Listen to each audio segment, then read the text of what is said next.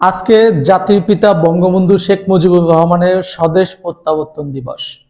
1972 সালের 10ই জানুয়ারি জাতির পিতা বঙ্গবন্ধু শেখ মুজিবুর রহমান ঢাকায় প্রত্যাবর্তন করেছিলেন। আপনারা জানেন যে মুক্তিযুদ্ধ চলাকালীন সময় 26শে মার্চে জাতির পিতা বঙ্গবন্ধু শেখ মুজিবুর রহমানকে গ্রেপ্তার করে পাকিস্তানি হানাদার বাহিনী নিয়ে যায় পশ্চিম পাকিস্তানের কারাগারে। সেখান থেকে মুক্ত হয় 1972 সালের 8 জানুয়ারি। সেই 8 জানুয়ারিতে তিনি মুক্ত হয়ে চলে যান লন্ডনে। লন্ডন থেকে দিল্লি হয়ে ঢাকাতে তার স্বদেশ প্রত্যাবর্তন ঘটে। লক্ষ লক্ষ মানুষ তোমার নেতা আমার নেতা শেখ মুজিব, শেখ মুজিব, জাতির পিতা শেখ মুজিব বলে স্লোগান দিয়ে তাকে বরণ করে নিয়েছিল। আজকে সেই ঐতিহাসিক দিন। এই দিনেই আপনার স্বাধীনতার পরিপূর্ণতা পেয়েছিল। স্বাধীনতা অর্জন হয়েছিল 1971 সালের 16ই ডিসেম্বর, বাট পরিপূর্ণ স্বাধীন হয়েছে 1972 সালের 10ই জানুয়ারি। কারণ সেদিনই এই বাংলাদেশের স্বপ্নদ্রষ্টা, এই বাংলাদেশের মহান স্থপতি, এই বাংলাদেশে মুক্তিযুদ্ধের নেতৃত্ব দানকারী একমাত্র মহানায়ক জাতির পিতা বঙ্গবন্ধু শেখ মুজিবুর রহমান বাংলাদেশে প্রত্যাবর্তন করেছিলেন। তিনি যে বাংলাদেশের নেতৃত্ব দিয়ে সৃষ্টি করেছেন, সেই বাংলাদেশেই তার প্রত্যাবর্তন হয়েছিল। এখন আজকে এমন একটা দিনে এই বাংলাদেশে যে সকল রাজনৈতিক দল রাজনীতি করেন, কেউ কোনো কথা বলবেন না, কেউ একটা বিবৃতি দেবেন না যে এমন একটা দিন, সেই দিনে এই ইতিহাসের মহানায়ক, এই বাঙালি জাতির অবিসংবিদিত নেতা এবং জাতির পিতা বঙ্গবন্ধু শেখ মুজিবুর রহমানের স্বদেশ প্রত্যাবর্তন দিবস। অনেকে মুখে বলে যে তারা নাকি মুক্তিযুদ্ধকে ধারণ করে। তারা যদি মুক্তিযুদ্ধকে ধারণ করত, তাহলে তারা আপনার বঙ্গবন্ধুকে ধারণ করত। কারণ বঙ্গবন্ধুর তর্জনীতে জয় বাংলা স্লোগানে 1971 সালে মহান মুক্তিযুদ্ধ হয়েছিল।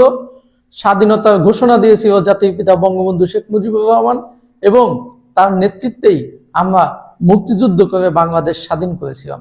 এখন আমরা যদি স্বাধীনতাকে বিশ্বাস করি, মুক্তিযুদ্ধকে বিশ্বাস করি, তাহলে কিন্তু বঙ্গবন্ধুকেও মানতে হবে। কারণ বঙ্গবন্ধু ছাড়া বাংলাদেশ অসম্ভব, বঙ্গবন্ধু ছাড়া মুক্তিযুদ্ধ অসম্ভব এবং বঙ্গবন্ধু ছাড়া মুক্তিযুদ্ধের চেতনাও অসম্ভব। তাই মুখে যারা বলে যে আজকে তারা স্বাধীনতায় বিশ্বাস করে 1971 সালে, কিন্তু তাদের কার্যকলাপে কিন্তু সেটা বলে না। আমি ধিক্কার জানাই, আমি নিন্দা জানাই, আমি তাদেরকে তীব্র প্রতিবাদ জানাই। কারণ তারা 71 সালের মহান মুক্তিযুদ্ধকে ধারণ করতে পারে নাই। তারা যদি মহান মুক্তিযুদ্ধকে ধারণ করত, তাহলে আপনার বঙ্গবন্ধুকে ধারণ করত।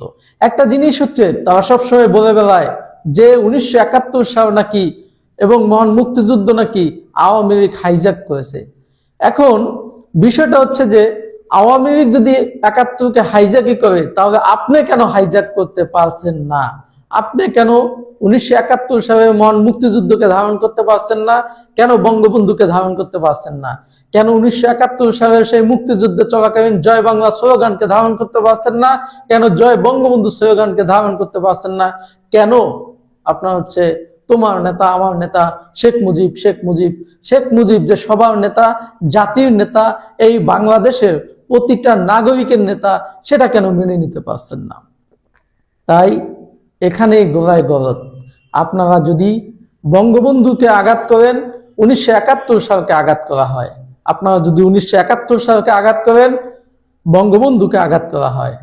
তাই আমি বাংলাদেশের সকল মানুষকে আহ্বান জানাবো যে এই স্বদেশ প্রত্যাবর্তন দিবসে আমাদের অঙ্গীকার হোক জাতির পিতা বঙ্গবন্ধু শেখ মুজিবুর রহমানের সেই সোনার বাংলাদেশ গড়ার লক্ষ্যে এই স্বাধীনতা বিরোধী বিএনপি, জামাত, এনসিপি এবং যারা অন্যান্য রাজনৈতিক জোট রয়েছে তাদেরকে বয়কট করুন।